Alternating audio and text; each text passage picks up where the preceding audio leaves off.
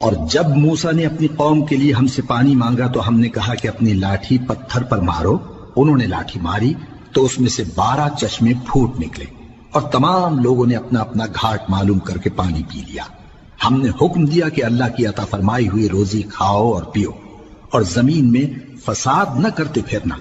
और जब तुमने कहा कि मूसा हमसे एक ही खाने पर सब्र नहीं हो सकता तो अपने परवरदिगार से दुआ कीजिए कि तरकारी और ककड़ी और गेहूं और मसूर और प्याज वगैरह जो नबातात जमीन से उगती हैं हमारे लिए पैदा कर दे।